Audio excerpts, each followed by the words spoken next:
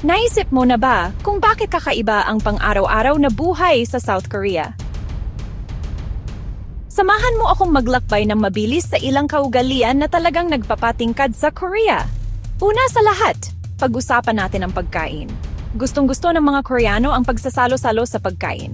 Ang pagkain dito ay isang paraan para makasama ang ibang tao, at ang mga pagkain tulad ng Korean barbecue o hot pot ay tungkol sa pagtitipon sa isang mesa at sabay-sabay na pagluluto.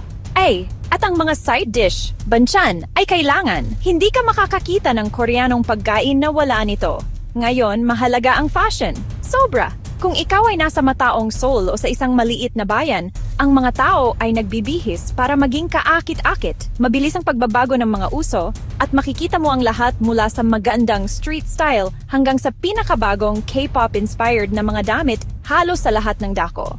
Huwag nating kalimutan ang tungkol sa teknolohiya. Ang Korea ay isa sa mga bansang may pinakamabilis na internet sa mundo. Ang napakabilis na internet, cashless payments at mga smart gadget ay bahagi ng pang-araw-araw na buhay na nagpapadali sa lahat. Ang pagkaisa ng komunidad ay isa pang malaking bagay. Pinahalagahan ng mga tao ang pagkakaisa at paggalang, lalo na sa mga matatanda. Ang pagyuko, magalang na panalita at pagtutulungan ay bahagi ng pang-araw-araw na pakikipag-ugnayan. At sa wakas, ang kultura ng trabaho at pag-aaral. Matindi ito.